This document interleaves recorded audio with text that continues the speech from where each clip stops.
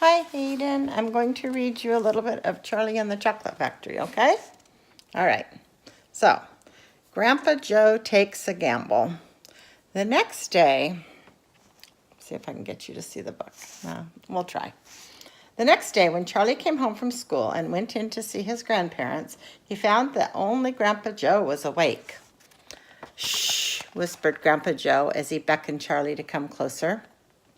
Charlie tiptoed over and stood beside the bed. The old man gave Charlie a sly grin, and then he started rummaging under his pillow with one hand. And when the hand came out again, there was an ancient leather purse clutched in the fingers. Under the cover of the bedclothes, the old man opened the purse and tipped it upside down. Out fell a single silver 10-cent piece. "It's my secret hoard," he whispered. "The others don't know I've got it.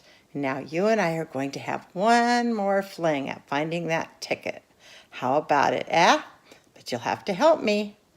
"Are you sure you want to spend your money on that, Grandpa?" Charlie whispered. "Of course I am," spluttered the old man excitedly. "Don't stand there arguing. I'm just as crazy as you are to find that ticket. Here, take the money and run down the street to the nearest store and buy the first Wonka candy bar you see and bring it straight back to me, and we'll open it together." Charlie took the little silver coin and slipped quickly out of the room. In 5 minutes he was back. "Have you got it?" whispered Grandpa Joe, his eyes shining with excitement. Charlie nodded and held out the bar of candy. "Wonka's Nutty Crunch Surprise," it said on the wrapper. "Good," the old man whispered, sitting up on the bed and rubbing his hands. "Now come over here and sit close to me, and we'll open it together. Are you ready?" "Yes," said Charlie, "I'm ready." "All right, you tear off the first bit." "No," Charlie said, "you paid for it. You do it." The old man's fingers were trembling most terribly as they fumbled on the candy bar. "We don't have a hope. Really," he whispered, giggling a bit. "You do know we don't have a hope, don't you?" "Yes," Charlie said, "I know that." They looked at each other and both started giggling nervously.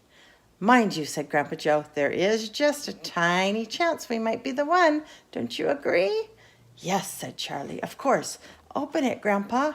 "All in good time, my boy, all in good time. Which end do you think I ought to open first?" "The corner, the one furthest from you. Just tear off a tiny bit, but not quite enough for us to see anything." "Like that?" said the old man. "Yes, now a little bit more." "You finish it," said Grandpa Joe. "I'm too nervous." "Now, Grandpa, you must do it yourself." "Very well, then. Here goes." He tore off the wrapper. They both stared at what lay underneath. It was a bar of candy, nothing more. All at once they both saw the funny side of the whole thing, and they burst into peals of laughter. "What the heck's going on?" cried Grandma Josephine, waking up suddenly. "Nothing," said Grandpa Joe. "You just go back to sleep." Chapter 10. The family begins to starve. During the next 2 weeks, the weather turned very cold. First came the snow. It began very suddenly one morning, just as Charlie Bucket was getting dressed for school. Standing by the window, he saw huge flakes drifting slowly down out of the icy sky that was the color of steel. By evening, it lay 4 feet deep around the tiny house, and Mr. Bucket had to dig a path from the front door to the road. After the snow, there came a freezing gale that blew for days and days without stopping. And oh, how bitter cold it was. Everything that Charlie touched seemed to be made of ice, and each time he stepped outside the door, the wind was like a knife on his cheek. Inside the house, little jets of freezing air came rushing in through the sides of the windows and under the doors, and there was no place to go to escape them. The 4 old ones lay silent and huddled in the bed, trying to keep the cold out of their bones. The excitement over the golden tickets had long since been forgotten. Nobody in the family gave a thought now to anything except the 2 vital problems of trying to keep warm and trying to get enough to eat.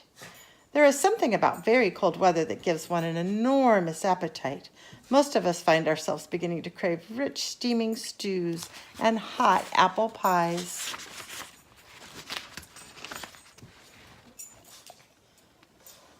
And all kinds of delicious warming dishes.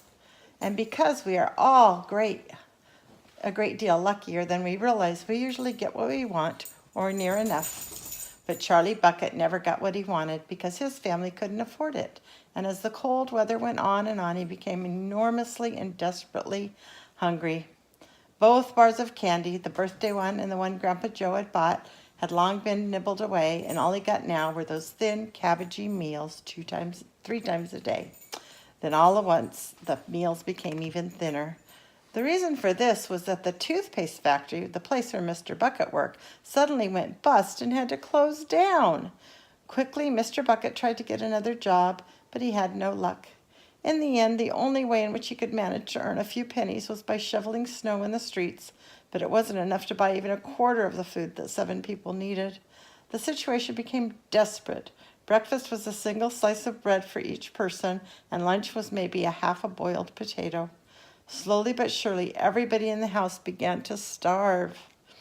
And every day, little Charlie Bucket, trudging through the snow on his way to school, would have to pass Mr. Willy Wonka's giant chocolate factory. And every day as he came near it, he would lift his small pointed nose high in the air and sniff the wonderful sweet smell of melting chocolate.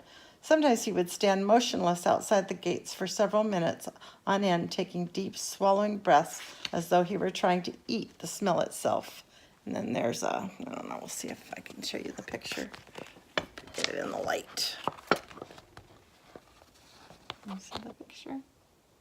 Oops, sorry. So that's Charlie down there looking at the chocolate factory. That child, said Grandpa Joe, poking his head up from under the blankets one icy morning, that child has got to have more food. It doesn't matter about us. We're too old to bother with. But a growing boy, he can't go on like this. He's beginning to look like a skeleton.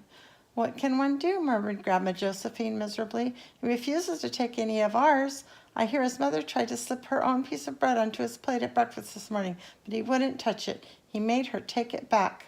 He's a fine little fellow, said Grandpa George. He deserves better than this. The cruel weather went on, and every day Charlie Bucket grew thinner and thinner. His face became frighteningly white and pinched. His skin was drawn so tightly over his cheeks that you could see the shape of the bones underneath. It seemed doubtful whether he could go on much longer like this without becoming dangerously ill. And now, very calmly, with the curious wisdom that seems to so often come to small children in times of hardship, he began to make little changes here and there to some of the things that he did so as to save his strength. In the mornings, he left the house 10 minutes earlier so he could walk slowly to school without having to run. He sat quietly in the classroom during recess, resting himself, while the others rushed outdoors and threw snowballs and wrestled in the snow. Everything he did now, he did slowly and carefully to prevent exhaustion. Then one afternoon, walking back home with the icy wind in his face and, incidentally, feeling hungrier than ever before, his eye was suddenly caught by a piece of paper lying in the gutter in the snow. The paper was greenish color, and there was something vaguely familiar about it. Charlie stepped off the curb and bent down to examine it. Part of it was buried under the snow, but he saw at once what it was. It was a dollar bill. Quickly he looked around. Had somebody dropped it?